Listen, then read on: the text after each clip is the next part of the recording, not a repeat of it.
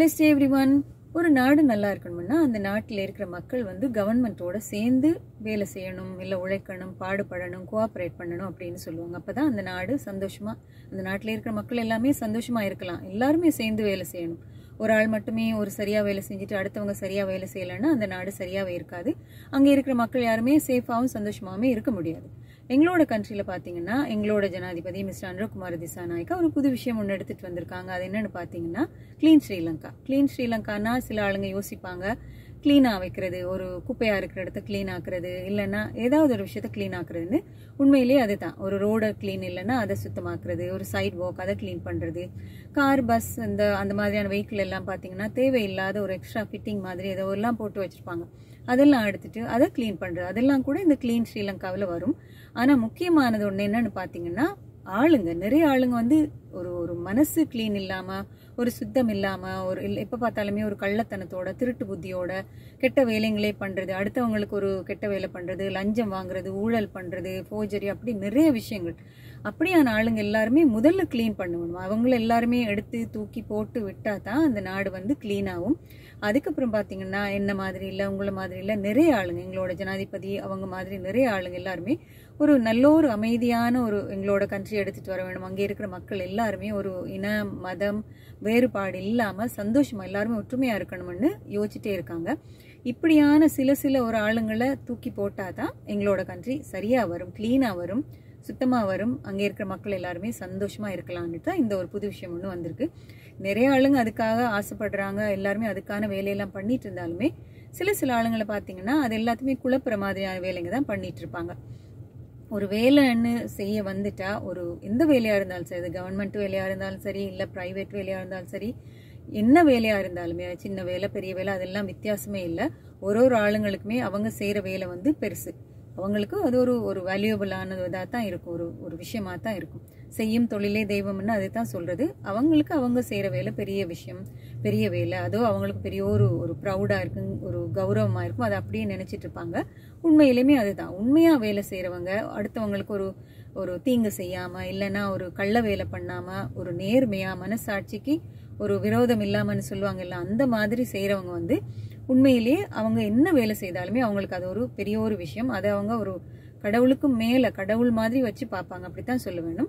இப்ப நிறைய ஆளுங்க எல்லாருமே, ஒரு சில ஆளுங்க தான் பிழை விடுறாங்க, ஆனா மோஸ்ட்லி பாத்தீங்கன்னா நிறைய ஆளுங்க எல்லாருமே நல்ல விதமா தான் இருப்பாங்க, நேர்மையா இருப்பாங்க, ஒரு கள்ளத்தனம் பண்ண மாட்டாங்க, ஒரு லஞ்சம் வாங்க மாட்டாங்க, யாரும் ஏதாவது உதவி பண்ணுங்கன்னு ஒரு ஒரு ஒரு ஒரு கேஷ் கொடுத்து செய்யற மாதிரினா அதெல்லாமே அவங்க ஆசைப்படாம செஞ்சுட்டு இருப்பாங்க, நேர்மையா இருப்பாங்க. அப்படியான ஆளுங்க தான் நல்ல ஆளுங்க. அவங்களால தான் எங்களோட கண்ட்ரி நல்லா வரும். அப்படித்தான் எல்லாருமே இருக்க வேணும். இப்ப பாத்தீங்கன்னா இது நான் ஏன் சொல்றேன்னு பாத்தீங்கன்னா, நேற்று ஒரு விஷயம் ஒண்ணு நடந்துச்சு, நைட் நடந்துச்சு. இப்போ அது பரபரப்பா போயிருக்குன்னு சொல்லலாம். ஆனா அது அவ்வளவு எல்லாருக்குமே தெரியுமான்னு சொல்ல முடியாது. நிறைய ஆளுங்களுக்கு தெரிஞ்சிருக்கலாம். சோசியல் மீடியாவில் நிறைய பாக்குறவங்க, இல்லைன்னா சோசியல் மீடியாவில் அடிக்ட் ஆனவங்க, இல்ல நியூஸை விரும்பி பாக்குறவங்க, இல்ல ஒரு பரபரப்பான செய்திகளை பார்க்க ஆசைப்படுறவங்களுக்கு இந்த விஷயம் தெரிஞ்சிருக்கும். என்னன்னு பாத்தீங்கன்னா, தமிழ் எம்பி ஒரு லேடியோட நைட் டைம் கார்ல வந்துட்டு இருக்கார். அந்த லைட்ஸ் எல்லாம் போட்டுட்டு வந்திருக்குன்னு சொல்றாங்க. அந்த ஒரு என்ன சொல்றது, ஒரு அர்ஜென்ட் டைமா இல்ல யூஸ் பண்ற மாதிரி ஒரு லைட் ஒன்று போட்டுட்டு வந்திருக்காங்க. அப்போ பாத்தீங்கன்னா அந்த ரோடுல இருந்த டிராபிக் போலீஸ் 2 பேர் அவங்கள நிப்பாட்டி கொஞ்சம் கேள்வி, என்னன்னா டவுட் வந்திருக்குமா அவங்களுக்கு, என்ன இப்படி ஸ்பீடா வந்துச்சா இல்ல என்னன்னு தெரியல, அவங்க அதை நிப்பாட்டி கேள்வி கேட்கறாங்கன்னா அவங்க டாக்குமெண்ட்ஸ் கேட்டிருக்காங்க. அப்போ அந்த உண்மையிலே என்ன, ஒரு டிராபிக் போலீஸ் எங்களை ரோடுல நிப்பாட்டுறாங்க, ஸ்டாப் பண்றாங்க, அவங்களுக்கு ஏதோ ஒரு விஷயம் ஏதோ ஒன்று கிடைச்சிருக்கு, இல்லைன்னா எங்களை நிப்பாட்டி ஒரு கேள்வி கேட்கறாங்கன்னா நாங்க உடனே நிக்க வேணும். அது ரூல்ஸ். அது நிப்பாட்டி அது நாங்க நின்றுட்டு அவங்களுக்கு அவங்களோட வேலைக்கு நாங்க மரியாதை கொடுத்து அவங்க என்ன டாக்குமெண்ட்ஸ் கேட்கறாங்களோ அதெல்லாமே கொடுக்க வேண்டியது எல்லாரோடையும் கடமை. என்னோடது இல்லை, யாரோடது இல்லை, அவங்க என்ன வேலை பண்றாங்க, சின்ன வேலை பண்றாங்களா பெரிய வேலை பண்றாங்களா என்று இல்லை, எல்லாருமே அந்த நாட்டில் இருக்கிற சட்டம்னா எல்லாருமே மதிச்சு தான் ஆகணும், அதை கொடுத்து தான் ஆகணும். அப்போ அந்த காரை அவர் அந்த 2 டிராபிக் போலீஸ் நிப்பாட்டிட்டு அவர்கிட்ட கேட்கறாங்க. அப்போ அவர் ஒரு ஐடியோ இன்னொன்று எடுத்து காட்டுறாரு, ஒரு டாக்குமெண்ட் எடுத்து காட்டுறாரு. அப்போ அந்த போலீஸ் சொல்றாங்க, அந்த டிராபிக் போலீஸ் சொல்றாங்க, இது அவ்வளவு செட் ஆகல, சூட் ஆகல, வேற ஏதாவது கொடுங்க, ஒரு ஐடி மாதிரி ஏதாவது கொடுங்கன்னு சொல்ல அவர் சொல்ற, நான் ஒரு எம்பி சொல்ல. அப்போ எம்பி என்ன ஐடி கொடுங்க அப்படின்னு கேட்கிறாரு. அப்போ இவர் அந்த எம்பிட்ட அந்த ஐடி இல்லை. அப்போ அந்த ஒரு விஷயத்த, அந்த இன்சிடென்ட்டை, அந்த சிச்சுவேஷனை ஸ்மூதா முடிச்சிருக்கலாம் அப்படின்னு பாத்தீங்கன்னா அவர் என்ன பண்ணியிருக்கலாம், அந்த எம்பி சொல்லியிருக்கலாம், அந்த டிராஃபிக் போலீஸ் அவங்கள்ட்ட சொல்லியிருக்கலாம், எனக்கு வந்து என்ன ஐடி தர இல்லை, இதுதான் என்னட்ட இருக்கு, லைசன்ஸ் அதெல்லாம் கொடுத்துட்டு இவ்வளவு தான் என்னட்ட இருக்கு, நீங்க வேணும்னு சொன்னா வெயிட் பண்ணுங்க, இல்லைன்னா எனக்கு கண்டாக்ட் பண்ணுங்க, நான் என்னோட ஐடிஸ் தந்ததுக்கு அப்புறம் நான் உங்களுக்கு தர்றேன், இல்லைன்னா நான் உங்களுக்கு அனுப்பி விடுறேன், இல்லை நீங்க கண்டாக்ட் பண்ணுங்க நான் கொடுக்குறேன் அப்படின்னு சொல்லியிருக்கலாம். ஆனா அவர் அப்படி எதுவுமே சொல்லாம நான் ஒரு எம்பின்னு சொல்றேன்னு என்ன தெரியாம இத்தனை கேள்வியெல்லாம் கேட்டுட்டு இருக்கியான்னு இறங்கிட்டு போயிட்டு அவ்வளோ ஒரு கோபமா போயிட்டு அந்த விஷயத்தை பாத்தீங்கன்னா இந்த சிச்சுவேஷனுக்கு இதெல்லாம் தேவையா அப்படிங்கிற மாதிரி இருக்கு. நிறைய கேள்விங்க, அவங்கள இன்சல்ட் படுத்துற மாதிரி, அந்த டிராபிக் போலீஸை இன்சல்ட் படுத்துற மாதிரி நிறைய கேள்விங்க எல்லாம். நான் ஒரு தமிழ் எம்பியா இருக்கிறனால இப்படி எல்லாம் கேட்கிறா, இதுவே ஒரு சிங்களே ஒரு எம்பி இல்லைன்னா வேற யாரும் வந்திருந்தா இப்படி அவங்கள நிப்பாட்டி இருப்பியா, இப்படி ஸ்டாப் பண்ணி இவ்வளவு கேள்வி எல்லாம் கேட்டிருப்பியா, இல்ல அனுரகுமார திசாநாயக்கா, மிஸ்டர் அனுரகுமார திசாநாயக்கா, அவர் அப்படித்தான் பேரை சொல்லி சொன்னார், மிஸ்டர் அனுரகுமார திசாநாயக்கா வந்திருந்தா அவரை ஸ்டாப் பண்ணி இப்படி எல்லாம் கேட்டிருப்பியா, தமிழ் ஆளுங்கிறதுனால எப்படி கேட்கிறாய், இதுதான் சொல்றது உங்களை எல்லாமே மோடையாக் அப்படின்னு சொல்றார். அந்த வார்த்தை அது பயங்கர ஒரு சரியில்லாத ஒரு வேர்ட். அவரும் ஒரு கவர்மெண்ட் சேவன்ட், இவரும் ஒரு கவர்மெண்ட் சேவன்ட், அவங்களுக்கு கொடுக்க வேண்டிய மரியாதையை கொடுத்துதான் ஆக வேணும். இத்தனைக்கும் பாத்தீங்கன்னா அந்த ரெண்டு டிராபிக் போலீஸுமே அவ்வளவு சாஃப்டா அவ்வளவு ஸ்மூதா மெதுவா தான் கழிச்சிட்டு இருக்காங்க. இந்த எம்பி அவ்வளவு ஒரு காட்டு கத்தலன்னு சொல்லுவாங்கல்ல அந்த மாதிரி கத்தி அவர் சொல்றாரு, என்ன தெரியாம இருக்கிறாய் நீ, என்ன ஒரு மக்கு மாதிரி மோடைய மாதிரி கதைக்கிற அப்படின்னு சொல்லிட்டு. இன்னொரு விஷயம், இதுவே சரியில்லை, இப்படியே கதைச்சிருக்க கூடாது. ஆனா இன்னொரு விஷயம் என்ன கேட்கிறான்னு சொன்னா, அந்த கேப்ல பாத்தீங்கன்னா அந்த காருக்குள்ள இருந்து ஒரு லேடியோட வாய்ஸ் சொன்னது, அந்த லேடி என்ன நினைக்கிறேன், அந்த லேடியோட வாய்ஸ் கேக்குது, என்ன குவாலிஃபிகேஷன் அப்படின்னு சொல்லி. அப்ப உடனே இந்த எம்பி திருப்பி கேட்கிறாரா, அந்த டிராபிக் போலீஸ்ட கேட்கிறா, என்னடானா என்ன குவாலிஃபிகேஷன், ஓ லெவல் படிச்சிருக்கியா இல்ல ஏ லெவல் படிச்சிருக்கியா, என்னோட படிப்பு என்னது, நான் பண்ற சர்வீஸ் என்ன, உன்னோட சர்வீஸ் என்ன, இதெல்லாம் இப்படியா என்னட்ட கேள்வி கேட்கிற அப்படின்னு சொல்லி. இந்த ஒரு சிச்சுவேஷன் அவங்களும் அந்த டிராபிக் போலீஸ் அவங்களோட கடமையை செய்யறாங்க. யாரா இருந்தாலுமே கடமைன்னு அவங்க கேட்கும்போது கண்டிப்பா என்ன டாக்குமெண்ட்ஸ் கேட்கறாங்களோ அது கொடுத்துதான் ஆக வேணும். அதை கொடுத்துருந்தா இந்த பிரச்சனை இவ்வளவுமே வந்திருக்காது.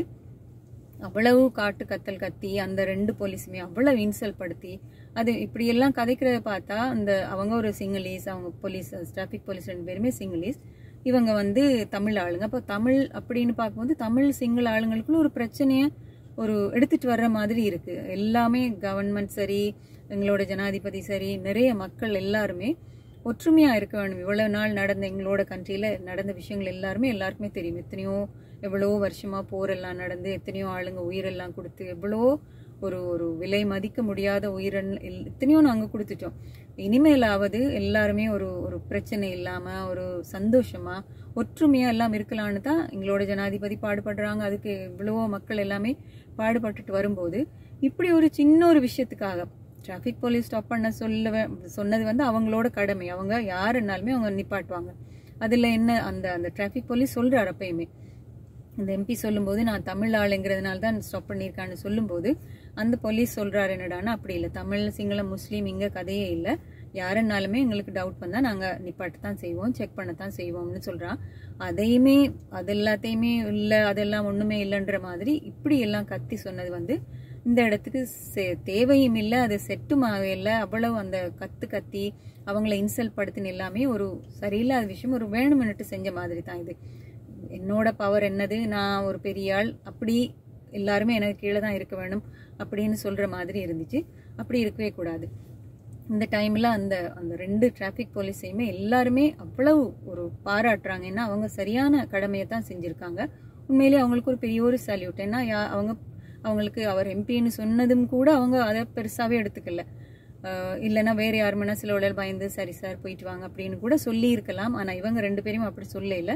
உண்மையிலேயே அப்படித்தான் இருக்க வேணும். யாரா இருந்தாலும் எந்த வேலை நீங்க செய்றீங்களா, எந்த இடத்துல நீங்க வேலை செய்றீங்கன்னா அது முக்கியம் இல்ல. எந்த வேலையுமே எல்லாருக்குமே நல்ல வேலை தான். எந்த இடத்துல நீங்க வேலை செய்தாலும் உங்களோட வேலைக்கு, உங்களோட மனசாட்சிக்கு நீங்க ஒரு பிழையும் இல்லாம சரியா செஞ்சீங்கன்னா எங்களோட கண்ட்ரி இந்த குட்டி வேலை, அவர் சொல்ற நான் என்ன பெரிய வேலை பண்றேன், நீ என்ன வேலை பண்ற, அந்த கதையே இல்லை. யார் எந்த இடத்துல இருந்து வேலை செய்தாலும் சரி, என்ன வேலை செய்தாலும் சரி, செய்யற வேலையை சரியா செய்யணும். அதான் அந்த ரெண்டு பேருமே அந்த இடத்துல அவங்க ப்ரூவ் பண்ணதே அதுதான். நாங்கள் வந்து யாருக்குமே பயப்பட இல்லை, எங்களுக்கு யாரும் பெருசும் இல்லை, எங்களோட வேலையை எங்களோட டியூட்டியை நாங்கள் செய்கிறோம். அதுதான் அந்த 2 டிராஃபிக் போலீஸுமே செய்தாங்க. உண்மையிலே அவங்களுக்கு ஒரு சல்யூட், ஒரு ஹேட்ஸ் ஆஃப் என்னன்னாலும் அவ்வளோ ஒரு உண்மையிலே கையெடுத்து கும்பிட வேணுமா தான் எனக்கு இருந்துச்சு பார்க்கும்போது. ஒரு பயம் இல்லாமல் அவங்களோட வேலையை கரெக்டாக செய்திருக்காங்க. அதே மாதிரி தான் எல்லாருமே யார் எந்த இடத்து வேலை செய்றீங்கனாலுமே உங்களோட மனசாட்சிக்கு சரியாக நடந்து கொள்ளுங்க. அவங்க பெரியவங்க, அவங்களுக்கு நாங்கள் பயப்பட வேணும், இல்லைன்னா அவங்க ஏதாவது கேஷ் தருவாங்க அதை ஒரு லஞ்சம் மாதிரி வாங்கிட்டு செய்கிறது அப்படின்னு இல்லாமல், மனசாட்சிக்கு விரோதம் இல்லாமல் அப்பாவி மக்களை ஏமாத்தாமல் அவங்களுக்கு நாங்கள் சேவை செய்கிறோம். ஏன்னா உங்களை நம்பி எல்லாருமே உங்களுக்கு ஒரு வேலை கொடுக்குறதே அதுதான், மக்களுக்கு நீங்கள் சேவை செய்யணுன்றதுக்காக. அதனால அவங்கள ஏமாத்தாமல் சரியாக வேலை செய்தோம்னா எல்லாருமே, ஒரு நான் இல்லை நீங்கள் இல்லை, எல்லாருமே ஒரு குட்டி குட்டி வேலையாக இருந்தாலுமே அதை சரியாக ஒரு பர்ஃபெக்டாக செய்யும்போது எங்களோட கண்ட்ரி சும்மா க்ளீன் இல்லை, சூப்பர் க்ளீனாக மாறும். ஜனாதிபதியோட கனவு மாதிரியே எத்தனையோ மக்களுக்கு அந்த கனவு தான் இருக்குது. அது எல்லாமே சரியாக வரணும்னு தான் எல்லாருமே ஆசைப்பட்டுட்டு இருக்கோம். அப்படி ஒரு ஆளுங்களுமே சரியாக செய்யும்போது தான் எங்களோட கண்ட்ரி உண்மையிலே நான் திருப்பி சொல்கிறேன், சும்மா க்ளீன் இல்லை சூப்பர் க்ளீனாக வரும்.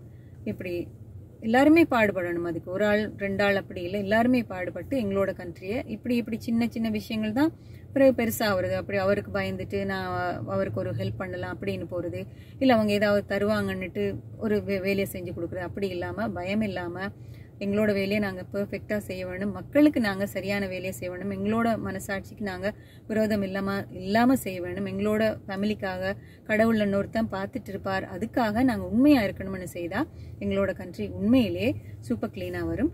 இன்னொரு இப்படியான ஒரு விஷயத்தில் நான் உங்களை பார்க்குற வரைக்கும் சேஃபாக இருங்க, சந்தோஷமாக இருங்க. Have a blessed day.